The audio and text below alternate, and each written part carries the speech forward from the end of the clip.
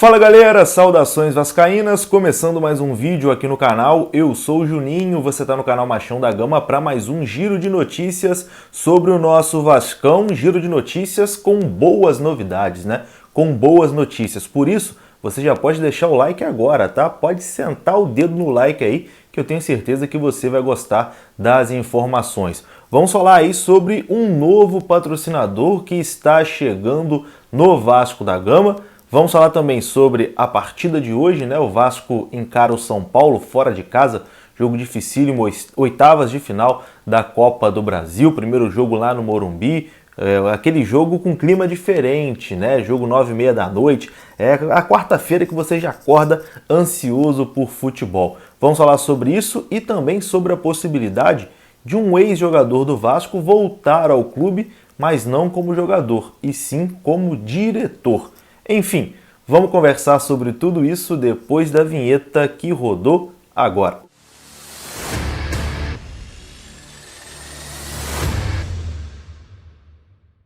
Então, bora lá, meus amigos, começando mais um vídeo. Vamos aqui direto para os assuntos. Vamos falar de Vasco da Gama, o Vasco que hoje visita o São Paulo. Jogo muito difícil lá no Morumbi, partida 9h30 da noite com transmissão da Rede Globo para praticamente todo o Brasil. É o jogo de ida, né, das oitavas de final da Copa do Brasil. Depois teremos o confronto de volta em São Januário, ou seja, os primeiros 90 minutos desse duelo aí de 180 minutos entre Vasco e São Paulo. O Vasco que terá novidades para esse jogo no banco de reservas, né? Terá o retorno do Andrei e também do Rômulo. O Rômulo que há um tempo já não vinha sendo relacionado, não aparecia, viajou para São Paulo e estará aí disponível para essa partida, mas vai começar no banco de reservas. O Andrei também volta, né, depois de ter sentido ali no aquecimento da partida, antes da partida contra o CSA, ficou ali de molho, né, não jogou contra o CSA, não jogou também a última partida e agora retorna, né,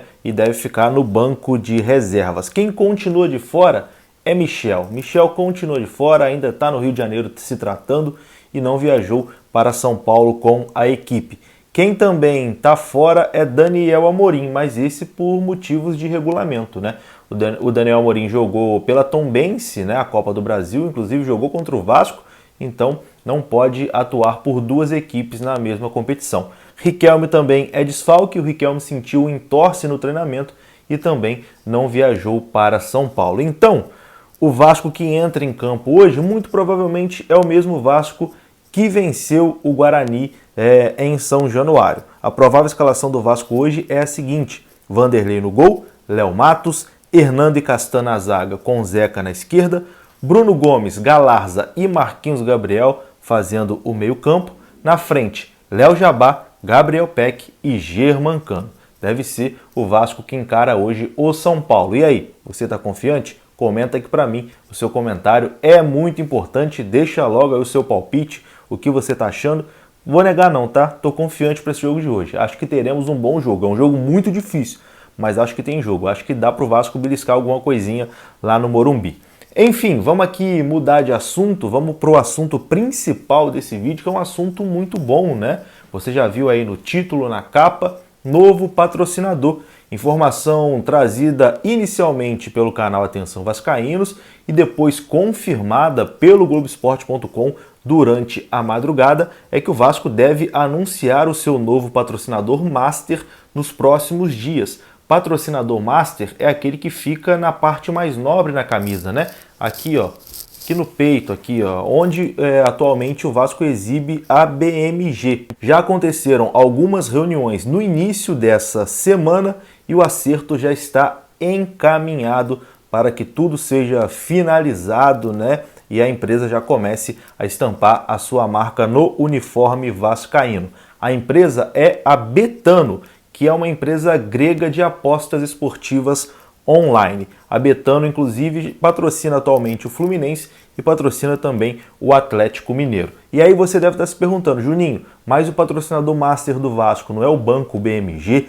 O Banco BMG que inclusive faz várias ações com o Vasco, né? Tem cada conta aberta lá no Vasco BMG, o Vasco ganha uma porcentagem, mas na cláusula, né, do contrato entre Vasco e BMG, isso já existia desde o início, tem lá a cláusula de que se o Vasco receber uma proposta, conseguir um patrocínio master que pague mais do que o BMG, o Vasco pode substituir a posição do BMG na camisa, ou seja, o BMG sai ali da parte da frente e vai para outro lugar. A ideia é que o banco BMG seja exibido na parte de trás agora, aqui nas costas da camisa do Vasco, onde o Vasco exibia em alguns jogos o logo da Vasco TV. Então a Betano, patrocinador master, e a BMG vai para as costas. Existe também a possibilidade de nos próximos dias o Vasco fechar um novo patrocínio aqui para Omoplata. Omoplata é aqui, ó, fica aqui em cima do patrocinador esportivo, né, que atualmente é a capa, essa camisa aqui de 2018, e acima aqui também da Cruz de Malta, né? Então